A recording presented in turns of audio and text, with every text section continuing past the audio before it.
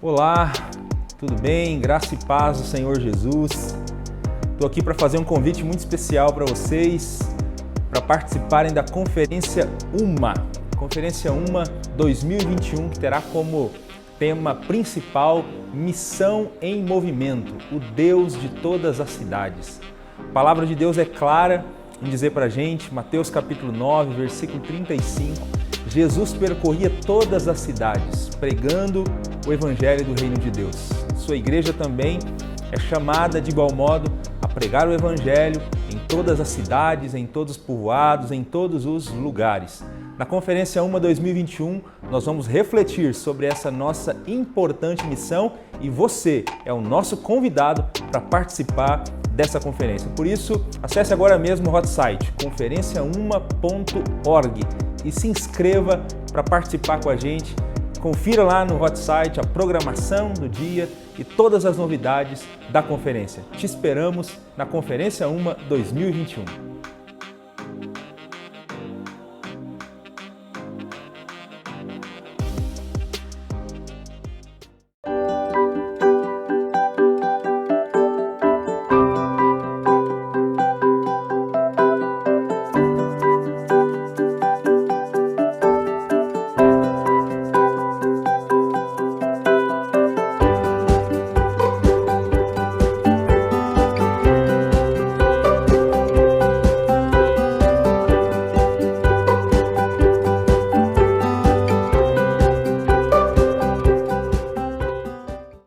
Graça e paz, esse é o programa Texto e Contexto, um espaço online da Igreja Adventista da Promessa, onde nós conversamos sobre temas de natureza doutrinária e teológica.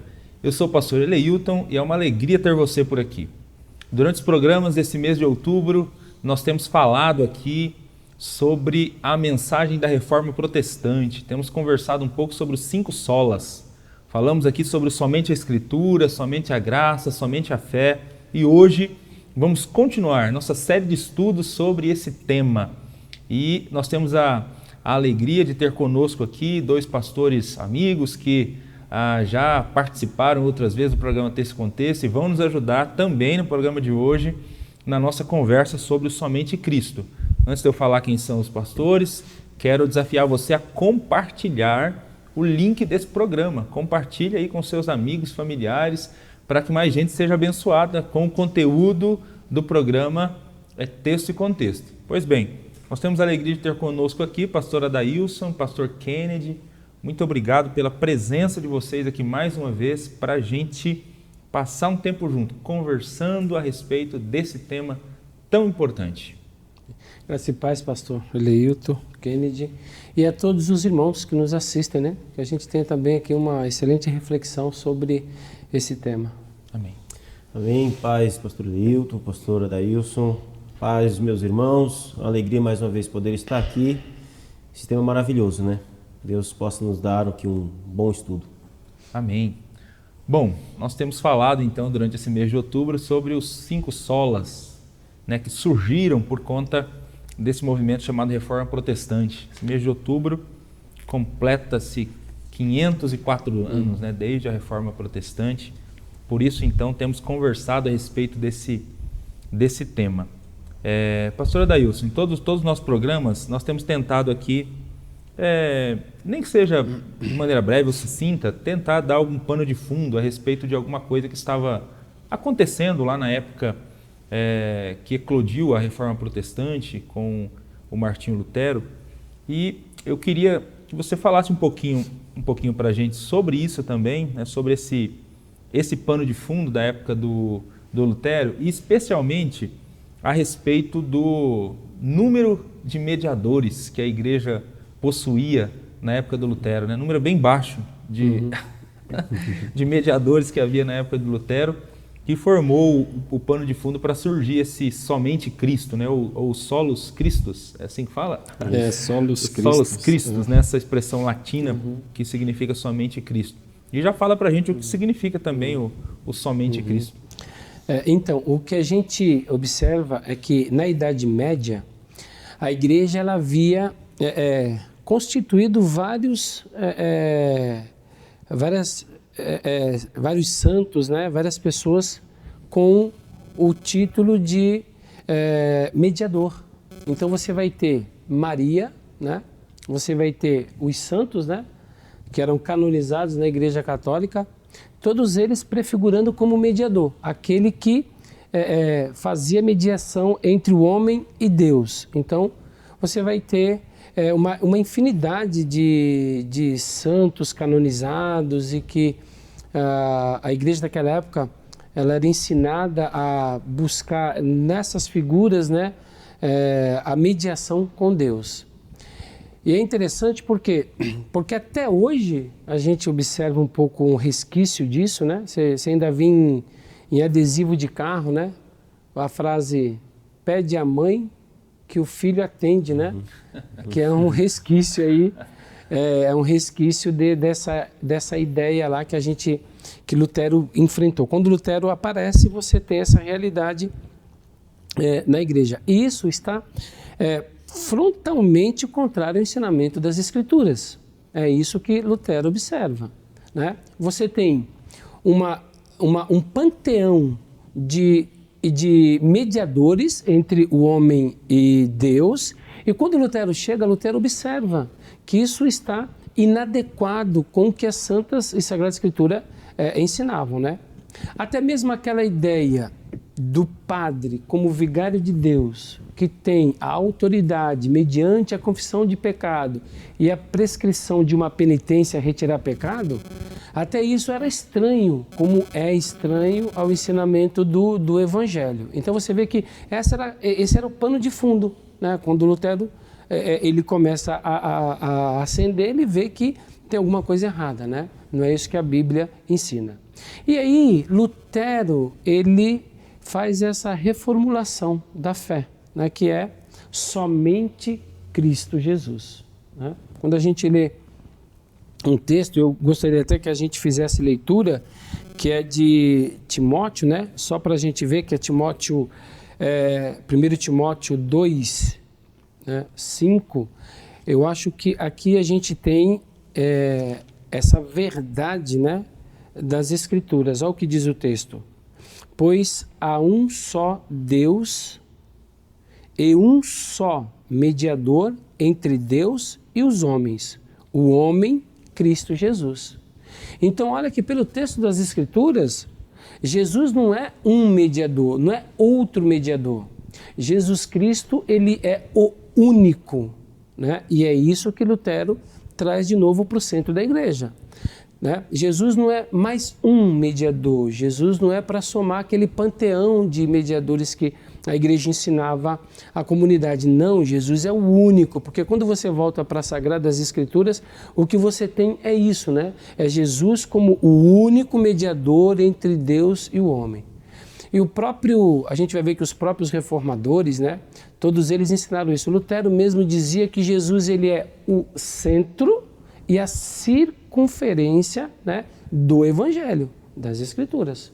Então, Jesus ele é tudo, né? Jesus ele é o centro, as coisas devem convergir para ele, as coisas devem ser atraídas, né, para ele, porque essa era a ideia dos reformadores. Então, o solus Christus, né, esse é o significado, somente Cristo Jesus, somente ele é o único mediador entre Deus e o homem, né? E essa foi a tese defendida e que, graças a Deus, aí a reforma protestante trouxe de novo para o centro da igreja cristã esse tema, né? Amém. Com essa mensagem proclamada com a reforma protestante, surge inclusive aquilo que nos círculos da teologia é conhecido como o duplo princípio hermenêutico de Lutero, né? Tem duas regras que a gente usa até hoje para interpretar a Bíblia, que muitos atribuem, né, a esse movimento aí, que é, primeiro é que a Bíblia interpreta a Bíblia, que está ligado com o sola Escritura, e o outro que a Bíblia precisa ser interpretada a partir do seu centro, que é Cristo, que vem Cristo, do solos Christus, né? Que é somente Cristo. De fato, é uma mensagem muito importante. Mas eu queria aproveitar essa tua fala inicial, por isso que a igreja tinha muitos é muitos santos, o próprio Papa.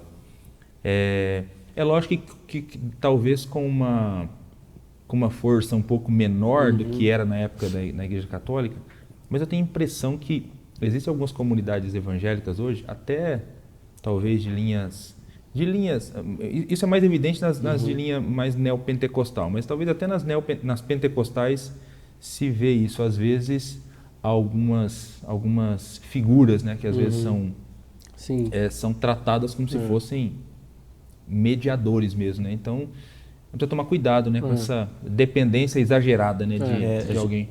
Sim, não só a figura de mediação como um santo, né, mas o que você vai observar? Era comum naquela época as chamadas relíquias, né? O que eram as relíquias? Eram, às vezes, utensílio, o próprio traje, ou em alguns casos até a própria ossada, né, de alguns personagens apostólicos que eram levados para algumas comunidades, né? E isso era motivo de contato de graça, ponto para receber uma graça, né? Há quem diga, né, que a quantidade de madeira que foi vendida da cruz dava para construir uma arca, né? Foi madeira demais, porque todo mundo chegava, olha, leva um pedacinho da cruz. Então, era uma maneira de uma mediação de graça também. Então, você tinha as relíquias, né? O que eram as relíquias? Eram objetos, eram isso que acabavam indo para algumas comunidades, o pessoal vendia mesmo, né? E você levava às vezes para casa ou ficava na comunidade como aquela relíquia que transmitia algum tipo de graça, né? Isso também era complicado naquela época, né? Dentro do pastor Leuto, o que a gente vê, você falou de pessoas, figuras, por exemplo, um exemplo disso é a ideia da cobertura espiritual, né? A ideia de cobertura espiritual. Tem comunidades que o pastor, o bispo, o apóstolo, né? Ele exerce aquilo que eles chamam de cobertura espiritual. Então, se a pessoa ela só pode ter acesso à graça, a certas graças, se estiver debaixo da cobertura espiritual daquela pessoa, ela se torna um mediador, né? Esse é um problema sério. Eu conheço pessoas que pertenciam, eu não sei se estão mais em comunidades, onde chamavam o pastor de pai.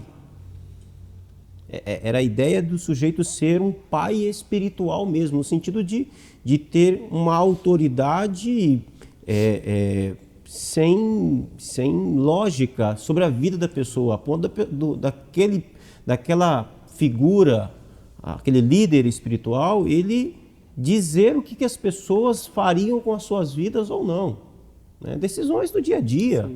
Ele era consultado para isso. Isso é sim uma espécie de se tornar mediador na vida dessas pessoas, né? A gente tem essa ideia lá atrás também.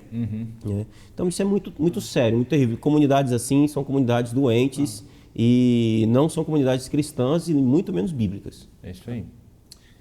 A Bíblia apresenta um único mediador, que é Jesus. Né? Somente Jesus é mediador entre Deus e o homem.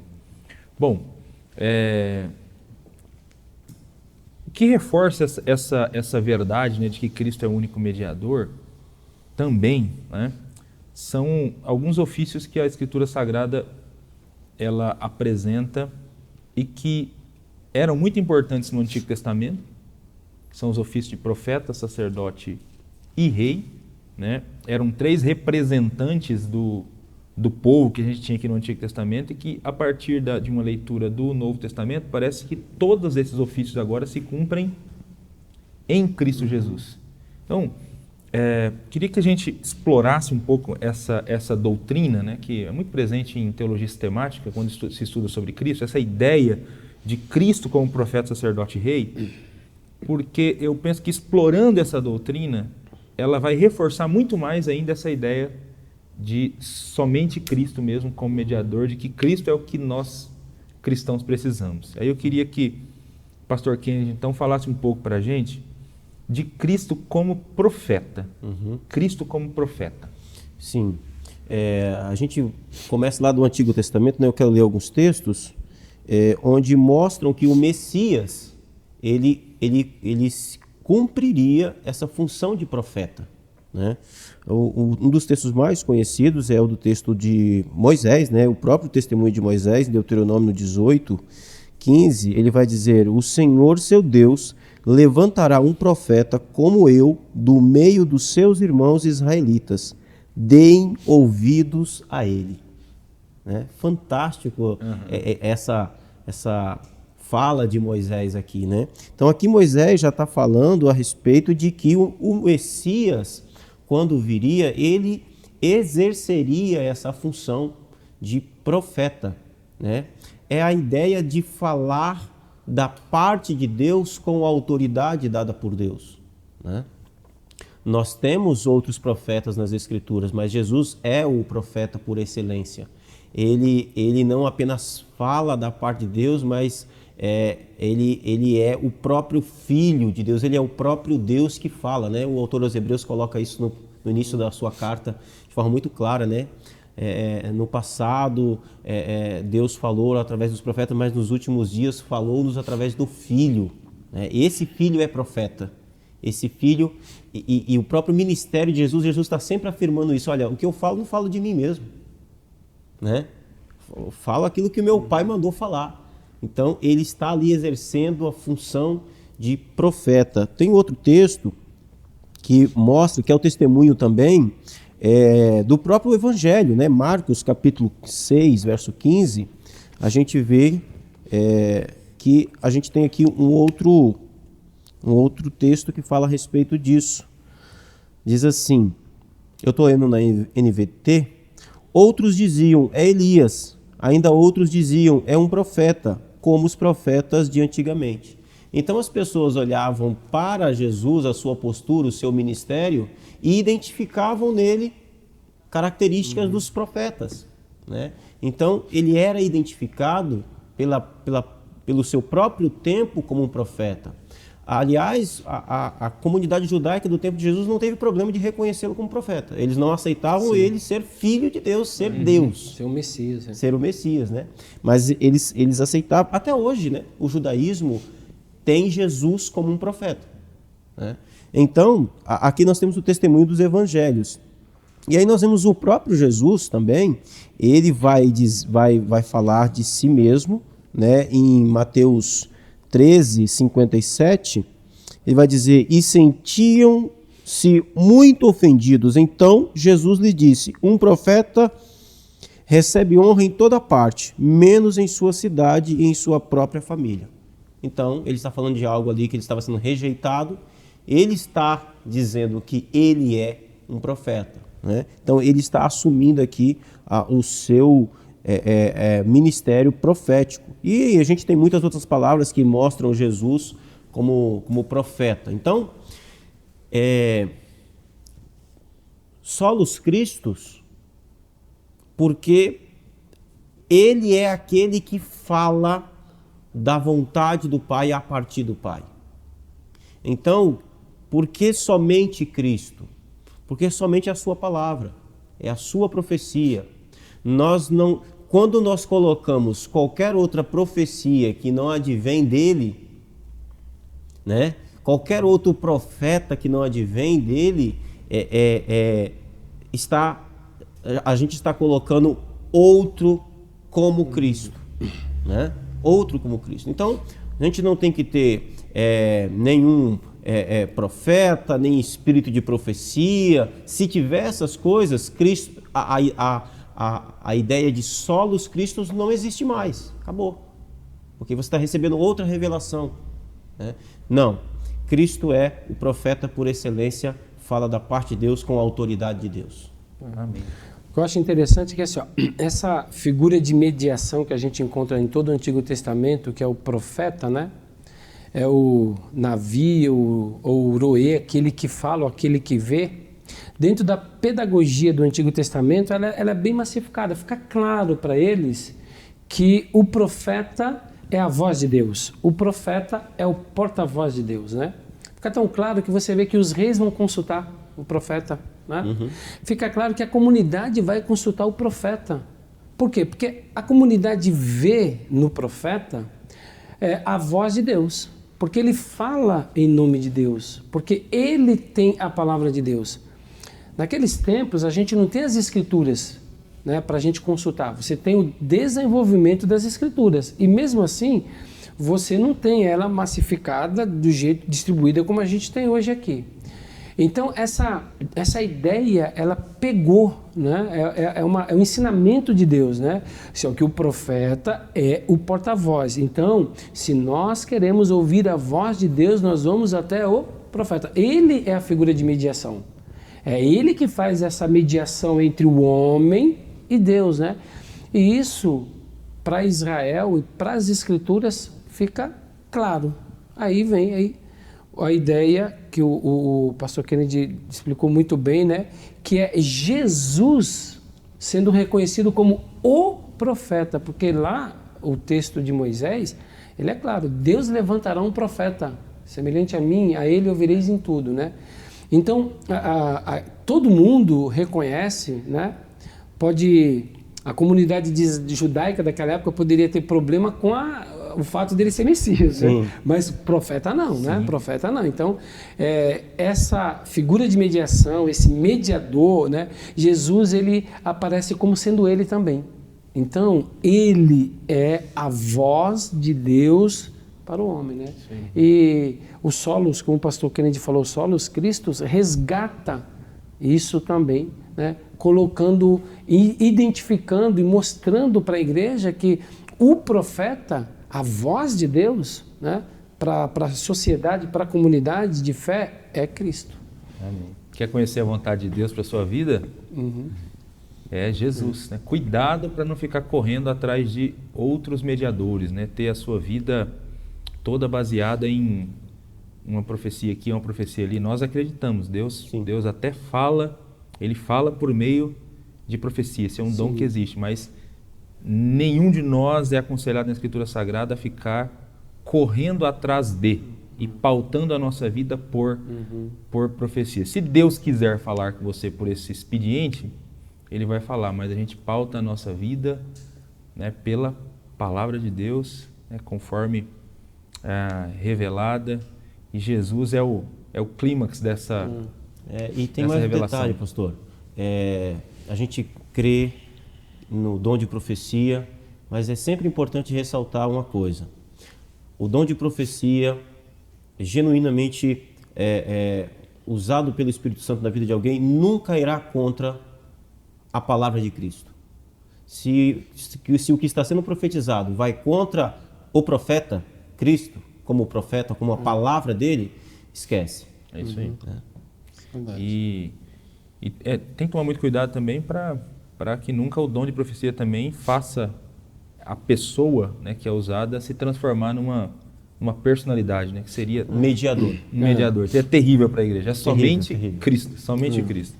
Bom, pastor Adailson, comenta um pouco para a gente agora de Cristo como sacerdote, essa outra função que era importantíssima também no AT e que a gente vê também se cumprindo em Cristo Jesus.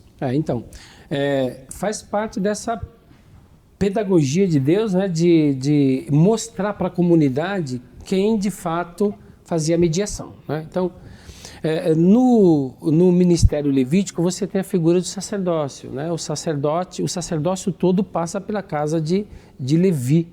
E enquanto que o profeta era a voz de Deus para a comunidade, o sacerdote, ele era a voz da comunidade, né? Mas não era assim, a voz da comunidade para orientar Deus, mas era a voz da comunidade com relação à sua confissão, ao seu pedido de perdão, né? Você vê que o adorador, ele vinha até a porta do tabernáculo, né? Deixava o animal ali, dependendo do caso, se era pecado disso, pecado daquilo, dependendo do caso, ele punha as mãos sobre o animal, mas dali para dentro quem levava era o sacerdote, não era mais ele, né? Ele se limitava ali, ele ia até se a gente pegar a ideia do tabernáculo, não do templo construído, né? Então ele vem até aqui, deixa o animal, o sacerdote recebe, né? Ele impõe as mãos sobre o animal, tá, dependendo do rito, e leva. Então lá dentro já não era mais ele, né? Então essa é a ideia daquele que intercede, essa é a ideia daquele que vai fazer a intercessão. Eu queria também fazer a leitura aqui, só para a gente também, Hebreus eu queria fazer a leitura aqui de Hebreus 4, né? 4:14, Hebreus 4:14, que diz assim, ó: portanto, visto que temos um grande sumo sacerdote que adentrou os céus, Jesus, o Filho de Deus, apeguemo-nos com toda a firmeza de fé que professamos. Então, olha que a ideia do autor de Hebreus é que essa função de mediação entre agora o homem e Deus é feita pelo sacerdote, mas o sumo sacerdote, que é Cristo Jesus. Então, é ele que faz. Por quê? Porque Cristo Jesus na cruz do Calvário, ele entrega a vida dele para salvar o homem, para abrir o caminho entre o homem e Deus. Então, isso só é possível mediante a cruz. Tá? E diferente do sumo sacerdote daquela época, porque o texto diz que o sumo sacerdote tinha que primeiro oferecer sacrifício por ele, e depois que ele oferecia sacrifício por ele oferecia sacrifício pela comunidade. Por quê? Porque ele era imperfeito. Ele era imperfeito. E o próprio texto de Hebreus 10 diz que o próprio sangue de animais também eram transitórios, imperfeitos, não conseguiam purificar a consciência imaculada do homem. Mas quando a Bíblia aponta Jesus como sumo sacerdote e diz que ele entrou no Santo dos Santos não sem sangue, porque foi o próprio sangue de Cristo, como Cordeiro Imaculado de Deus, né, derramado e é oferecido. Então ele é tanto o Cordeiro, né, ele é tanto o Cordeiro que derrama o sangue, como ele é o sumo sacerdote que oferece a Deus o sacrifício. Então, essa figura do sumo sacerdote deixa bem claro que o único, esse ensinamento, essa pedagogia que vem no Antigo Testamento todo e chega no Novo Testamento, é Deus falando que o único representante entre o homem e Deus é o sacerdote. No caso, Cristo, o nosso sumo sacerdote. E é isso que a reforma vem restaurar quando olha em Cristo e vê essa figura sacerdotal, que é aquele, né, que pode representar a humanidade diante de Deus. Para chegarmos até Deus, nós precisamos então de Jesus. De Jesus. Não dependemos de mediadores humanos, né, para nos apresentarmos a Deus, apenas de Cristo Jesus. É porque quando a gente olha ali para o contexto diante de tudo que o pastor Adailson falou, para o contexto de Lutero, o Papa ocupava essa figura. Era. E aí ele vai olhar e vai dizer, não, o sumo sacerdote precisa ser perfeito. Né? Ele não pode ter pecado. E aí ele vai usar exatamente a base de Hebreus para isso. Né? Então, assim, Cristo é a única figura que se encaixa. O Papa não se encaixa. Não. O pastor da igreja não se encaixa. Né? Então, Pedro vai reforçar essa ideia de uma comunidade sacerdotal, né? Onde nós somos sacerdotes, mas Cristo é o sumo sacerdote. Ele é aquele que nos representa, né? Faz essa ponte. É o único, não tem outra figura. Homem nenhum se encaixa aí. E é interessante que você tem o sacerdote, né? E você tem o sumo sacerdote. Os sacerdotes, eles faziam todo aquele serviço, né? Todo aquele serviço, mas o sangue não era deles. Uhum. Só quem fazia o Yom Kippur, né? O grande sacrifício, que entrava no Santo dos Santos e derramava o sangue lá em cima do propiciatório, era o sumo sacerdote, era ele que fazia isso. Então, o sangue é de Cristo. Nós, como comunidade de sacerdote, nós temos acesso com o sangue de Cristo. Então, nós, como sacerdotes, nós só temos acesso ao Santo do Santo, como diz Hebreus, por causa do sangue de Jesus Cristo. Então, a comunidade toda agora é uma comunidade sacerdotal, tudo bem. Mas só quem tem acesso é o sumo sacerdote. Quem é o nosso sumo sacerdote? É Cristo. E que apresenta o sangue, que apresentava também o sacrifício pelo pecado do sacerdote. Isso aí. Queria pegar só uma fala do pastor Kennedy aqui, para tocar num ponto que talvez seja importante tocar. Você falou que não é, o Papa não pode fazer esse papel de mediação, porque é de Cristo, e o pastor também não. Acho que na maioria das nossas igrejas, se não em todas, mas se não for todas, quase todas, no final dos nossos cultos, geralmente nós temos aquele momento de oração, em que a gente convida para vir à frente da igreja os pastores, né, presbíteros, algumas igrejas, diáconos e diaconisas, né, para orar pelo povo.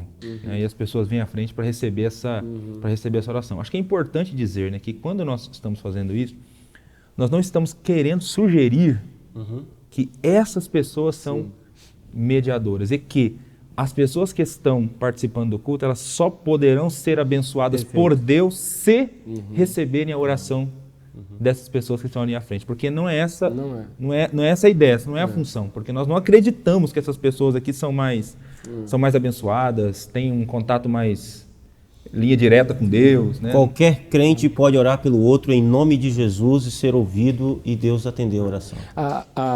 A ideia principal é que o pastor, ele não é uma figura de mediação, não é. Ele não é. Então ele não é o mediador, ele não é. A Bíblia deixa claro que o pastor é o cuidador, é aquele que zela, entendeu? É aquele que apoia, é aquele que ajuda. Então, quando ele faz isso, quando ele ora, quando ele impõe as mãos, ele está, ele também naquele ato, porque ele está pedindo para Deus, para Cristo, está pedindo a Deus em nome de Cristo. Ele mesmo, naquele ato de oração, naquela intercessão, já fica claro pela oração dele que ele vai a Cristo, né, para chegar a Deus. Então, ele automaticamente fica claro que ele não tem essa figura, né, não é o mediador, né? A figura do pastor, a autoridade pastoral é bíblica, é um ministério, é um dom, o pastorado. A gente também não está aqui tirando isso, né, que é bíblico. A Bíblia orienta que os pastores orem, os presbíteros orem, né? Tem alguém enfermo? Chame os presbíteros. Chame os presbíteros. É uma atribuição pastoral também, mas a Bíblia não está colocando o pastor ali como um mediador, como que a oração do pastor é mais ouvida do que a oração do outro irmão. Não é nada disso, né? É uma atribuição que ele recebe do seu ministério, mas ele não é um mediador de jeito nenhum. Deus me livre. Isso. E é interessante que Jesus deixa isso claro, né? Tudo que pedires em meu nome. Então, assim, a própria oração, o próprio Cristo deixa claro que no momento da intercessão, da oração com imposição de mãos... Em nome do mediador. Em nome do mediador. Então, isso é bem claro, né? Que não, o pastor não assume naquele momento aquela figura de não, de maneira nenhuma, né? Ele, na oração, ele vai a Cristo, né? Porque Cristo é o mediador. Ele reconhece, na oração intercessória, ele reconhece como Cristo como mediador. Pois bem, Pastor Kennedy, comenta pra gente sobre o terceiro ofício importante que nós tínhamos no Antigo Testamento, que é o ofício de rei, e como ele se cumpre também em Cristo. Sim, o Messias também seria o rei, né? Havia, inclusive, essa expectativa muito grande do próprio povo de Israel, né? Mas eles tinham uma visão de rei e de reino totalmente diferente, né? Uma questão mais política, enfim. Mas Jesus, ele precisa cumprir esse papel de rei. E a gente vê isso ao longo da sua história, do seu ministério, né? Ele nasce e ele já é reconhecido como rei no seu nascimento. Inclusive por gente que nem fazia parte do povo de Israel, né? Nós vemos ali no relato dos primeiros anos da vida de Jesus, né? Que nós temos ali alguns homens que vêm do Oriente, de países distantes, guiados por uma estrela, e eles chegam em Jerusalém e perguntam pelo rei, pelo nascimento do rei, né? E é interessante que eles vão no palácio, porque onde se espera que o rei nasça? No palácio, né? Então aqui a gente já tem essa característica, esse reconhecimento de Jesus como rei, né? Um outro episódio também que a gente vê é na morte dele, no seu julgamento, né? Quando ele é interrogado por Pilatos, e Pilatos diz ali, logo tu és rei. Jesus respondeu, tu dizes que eu sou rei, para isso eu nasci, para isso vim ao mundo. Ele não nega, ele não diz que não é. Você diz, olha, o que você está dizendo, você reconhece que eu sou. A ideia é essa, você reconhece que eu sou. Eu vim para isso e eu sou isso. Ele nunca deixou de ser rei, né? Então ele vem para cumprir esse papel também de rei. Lá, logo horas depois, ele está na cruz. Temos ali 2 ladrões, um deles se arrependem e um deles vira para Jesus na sua oração de confissão, de arrependimento, né? Na sua confissão de fé, né? Lembra-te de mim quando entrares no teu reino. Bom, o reino é dele. Se é dele, ele é o rei do reino. Então, o ladrão da cruz reconhece Jesus ali como o rei, né? Então, a gente tem uma infinidade de provas apresentando Jesus como o rei do seu povo, o rei do seu reino. Essa figura que é a única figura de autoridade sobre o povo, a única figura soberana, né? De novo, fazendo um contraste com o tempo da Reforma, onde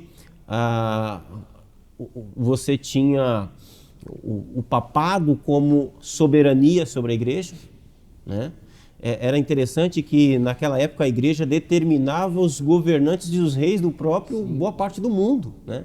Quem iria governar tal lugar só governava com a bênção do Papa, da igreja, né?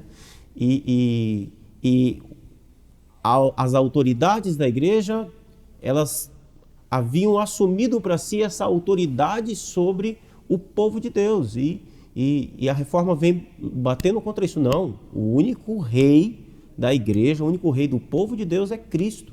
Cristo é o rei e o resto é tudo servo, né? O resto é tudo servo. Na igreja, hoje é a mesma coisa. O pastor não é o rei da igreja, ele não é o dono da igreja, ele é servo da igreja. Ele é servo de Cristo com os outros servos, né? Então, Cristo ocupa essa função central de ser rei.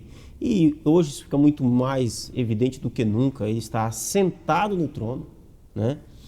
Governando com poder e autoridade, impondo a sua soberania, o seu governo, as suas leis. Ele reina de forma plena e total. É interessante porque sempre quando a gente vai falar de reino, de rei, a gente faz uma análise com a ótica atual, né? A gente vai ter aí, vamos supor, talvez a Inglaterra, que é um parlamento monárquico, a gente sempre vai fazer essa adaptação, né? Só que quando a gente fala em reino de Deus, em Cristo como rei, que é mais uma coisa importante que a Reforma restaura, né? É nessa linha que o pastor Kennedy falou, porque aquela época era questão de soberania, era questão de pertença, era questão de titularidade, é do rei, é meu, né? É essa que é a ideia, é aquele que tem domínio, que tem autoridade, é aquele que pode fazer, promulgar leis. Então todas essas ideias que hoje são absurdas no contexto que a gente vive, mas elas estavam presentes lá. E é assim que a gente tem que fazer essa leitura com relação a Cristo.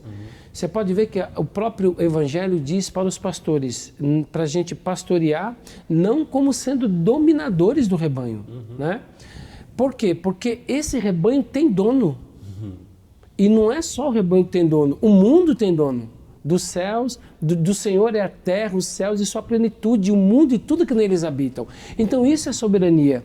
É você entender, é você trazer de novo para o centro do Evangelho o domínio, o poder e a soberania a quem de fato pertence, que é Cristo Jesus, né? Tudo é dele, né? Sim. Toda a autoridade foi dada a ele no céu e na terra. Então Jesus é o centro de tudo mesmo, né? Jesus ele é profeta, é sacerdote, é rei, a obra dele é suficiente para que a gente seja salvo, é o centro da igreja, enfim, somente Cristo. Quando nós não enfatizamos isso, pastor Adailson, quando nós não enfatizamos o somente Cristo, uma igreja que erra em enfatizar o somente Cristo, o que pode acontecer com essa igreja? É tirar Cristo do centro, né? Cristo deixa o centro dessa igreja, né? E entra aquele culto à personalidade, né? É o que a gente vê, infelizmente, é um risco, é uma linha tênue, não sei se é tão tênue assim essa linha, da gente descambar para o centro. Para a gente descambar para o centro, a gente tem que remover quem é o centro. Então, eu posso descambar para o centro, né? Só que eu preciso tirar, primeiro, Jesus que está ali. Quando a gente dá uma olhada aí da cristandade, nos evangélicos, né? O que a gente vê? A gente vê e não entende por que essa ideia do título, né? A gente vê que tem profeta, bispo, apóstolo, a gente vê que tem até primaz, essa ideia do primaz, que é a maior autoridade dentro de uma região, que isso acontece muito, a Igreja Católica tem essa visão, né, do bispo primaz, é o primeiro que chegou, é o primeiro bispado, o principado daquele lugar ali, que ele que tem até querubim. Então. Querubim. Isso assim, por que essa briga de título? Por que toda essa demanda? E a ideia é que um título sobrepõe o outro, um dá mais autoridade, mais poder que o outro, né? Então, por que essa ideia, por que essa briga toda? Essa briga é para de fato, atrair atenção para si. E quando isso acontece, né, aí você está tirando Cristo do centro e você está ficando no centro. Eu queria ler um texto aqui, que é de 1 Coríntios capítulo 4, tá? Que ele é interessante, né? O 1 Coríntios capítulo 3, aliás, né? O 4, que diz assim, né? Que eu achei muito interessante esse texto.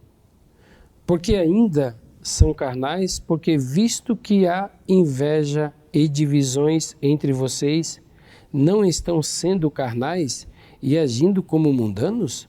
Pois quando alguém diz, eu sou de Paulo, e o outro, eu sou de Apolo, não estão sendo mundanos? Afinal de contas, quem é Apolo? Quem é Paulo? Apenas servos por meio dos quais vocês vieram a crer, conforme o ministério que o Senhor atribuiu a cada um. Então, o que a gente observa hoje é o que foi observado por Paulo na igreja de Corinto também. Era um culto às personalidades, né? Não, eu fui batizado, eu recebo só oração por Paulo, a unção tem que ser por Paulo, o batismo, não sei o que tem que ser. O outro falava, não, é por Pedro, eu já sou. Então, é uma disputa pelo centro, tá? E aí, fica claro que se há disputa pelo centro, já não tem mais ninguém no centro, né? Então, você remove Cristo do centro. Então, isso é um perigo hoje em dia. A gente já escuta alguns pastores, alguns escritores falando de uma outra reforma que é necessária, que precisa fazer, né? Por quê? Porque a gente vê um pouco isso descambando, né? Você vê um pouco isso descambando. E nesse item, principalmente, né? Tirar o Cristo que foi colocado novamente, o Cristo bíblico da igreja, que tudo gira em torno dele, as coisas devem convergir para ele, que é o centro, né?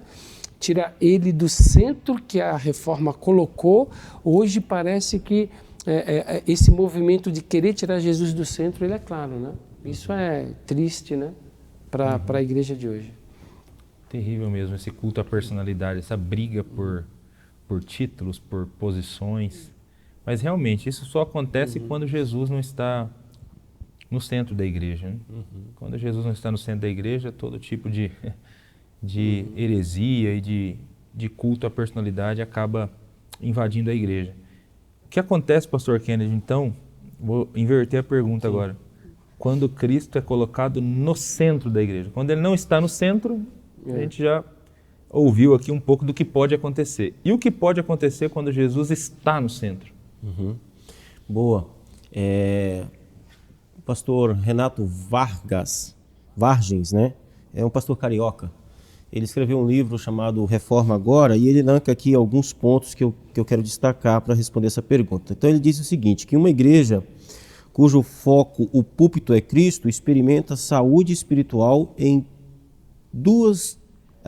todas as suas dimensões. Então, primeira coisa, quando Cristo está no centro, o púlpito é um púlpito cristocêntrico. Como a gente falou aqui, é a palavra do profeta, é a palavra de Deus, é a palavra de Cristo que está sendo falada, alimentada. A gente tem tocado tanto nesses assuntos aqui, reforçado essa ideia, né? Feito esse apelo para que volte, para que o púlpito seja um púlpito cristocêntrico, não humanista, não de acordo com a demanda pessoal, emocional, né? Um dos meus autores preferidos é o Martyn Lloyd-Jones, né? O Martyn Lloyd-Jones tem uma experiência dele que quando ele chega na igreja para assumir a igreja e ele começa a pregar e alguém pergunta para ele, né? Por que ele não procurava saber das pessoas qual era o assunto que as pessoas gostariam de ouvir nas suas mensagens, né? E ele tinha sido médico, né? Tinha a formação médica. Ele dizia, olha, quando eu atendia um paciente, eu não perguntava ao paciente o que remédio que ele queria tomar. Quem sabe o remédio que precisa dar sou eu, né? É isso, e o remédio é Cristo, né? Então a primeira coisa, quando a igreja é cristocêntrica, o seu púlpito será um púlpito cristocêntrico. Cristo será exposto, pregado, com muito vigor, com muita paixão, com muita dedicação, com muito esmero, né? A segunda coisa que ele coloca é quando a igreja enfatiza somente Cristo, o homem é retirado do centro. É o que o pastor Adailson falou, o homem sai do centro. Quem é a figura principal daquela igreja? Não é o pastor fulano, né? Não é o fundador ciclano. Quem é a figura ali? O cheiro de Cristo está na igreja, né? O homem importante aqui é Cristo. Não interessa o que o outro pensa, a opinião do fulano de tal, não. A opinião de Cristo aqui prevalece. Em terceiro lugar, ele coloca que a igreja deixa de ser personalista, deixa de transformar o pastor numa espécie de pontífice entre o céu e a terra, entre Deus e os homens. O que é muito fácil.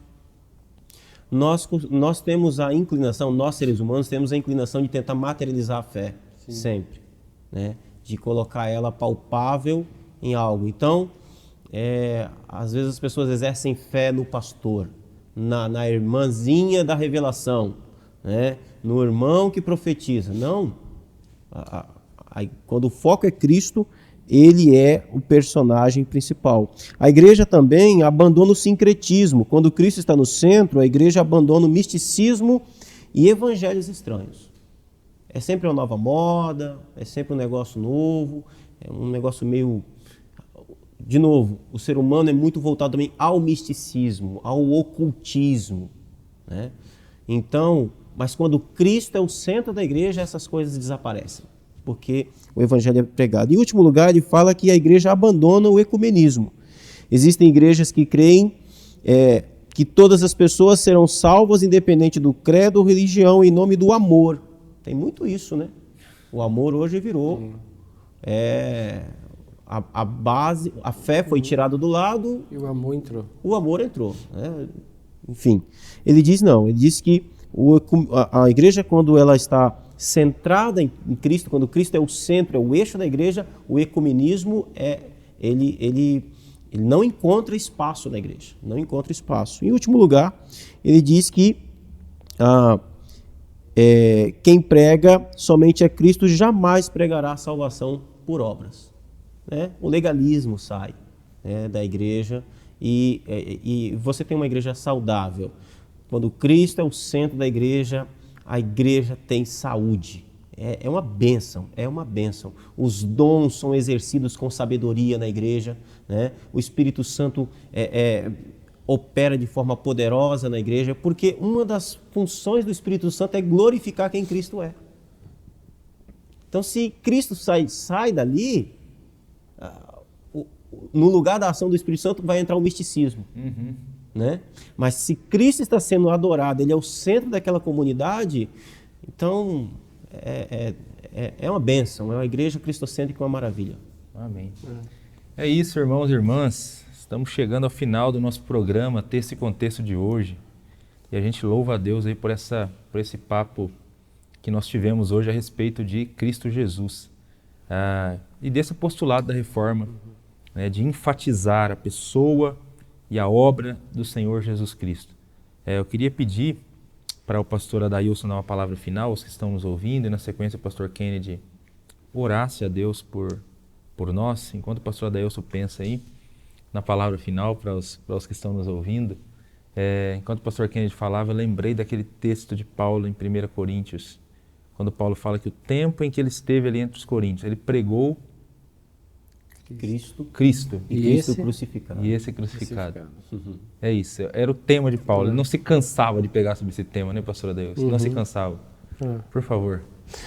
O desafio que eu gostaria de fazer a você que nos assiste aqui é essa reforma que nós precisamos fazer constantemente, que é trazer Cristo para o centro da nossa vida cristã e da nossa adoração. Apesar de todos os apelos que a gente escuta através da mídia, através de todo o apelo sedutor que a gente lê, que a gente vê por aí, na tentativa de tirar Cristo do centro da nossa vida e colocar outros, né, como centro da nossa vida, o desafio é esse, a gente fazer essa reforma constante, né, que Lutero propôs lá na época dele, que é trazer Jesus Cristo para o centro do Evangelho e do centro do Evangelho para o centro das nossas vidas. Amém. Vamos orar? Pai querido e santo, bendizemos o Teu nome, Senhor. Adoramos a Ti por Cristo Jesus, Filho bendito, Deus maravilhoso e extraordinário. Dá-nos, meu Deus, um coração inclinado, ouvidos atentos à voz de Cristo Jesus como profeta em nosso meio. Que a palavra dele, Senhor, permeie todas as coisas em nós.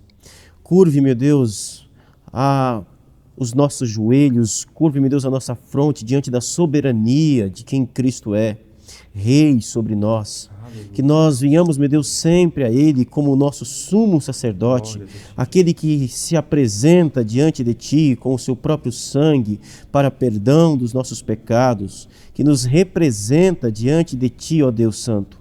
Nós Te louvamos e bendizemos. Deus, eu oro a Ti pelas nossas comunidades, pelas nossas igrejas, e oro a Ti, meu Deus, pelos ministros, pelos Teus ministros, Teus pastores, aqueles, meu Deus, que servem a Tua igreja. Senhor, livra-nos, ó Deus, da tentação de tentarmos, meu Deus, ocupar o lugar de Cristo em alguma situação, de sermos mediador diante do Teu povo. Que o Senhor tenha misericórdia de nós, que o nosso nome, Senhor, morra com o nosso corpo e que o de Cristo prevaleça sobre tudo e sobre todos.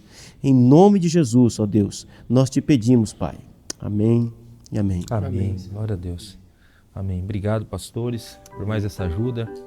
Obrigado a você que nos acompanhou até aqui, participou de mais um programa Texto e Contexto, hoje falando sobre esse tema, somente Cristo, mais um tema relacionado à reforma protestante. Antes de terminar o programa de hoje, queria incentivar você, se você ainda não fez a sua inscrição para a Conferência Uma, acesse o hot site conferenciauma.org. A conferência desse ano vai ser muito interessante. Nós vamos conversar sobre missão em movimento, Deus de todas as cidades. Nós teremos a alegria de ter conosco, né, vários preletores falando a respeito desse tema, nos guiando numa reflexão bíblica e saudável a respeito dessa temática. Por isso, você não acessou ainda o hot site, desafio você agora. Estamos terminando o programa, aproveita esse tempo aí, antes de começar o nosso próximo programa de hoje, que é o programa com a Secretaria de Empreendedores. Vá lá no hot site da Conferência Uma, confira toda a programação e faça a sua inscrição. Deus abençoe a sua vida.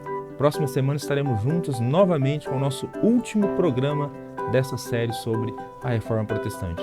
Deus lhe abençoe e até lá.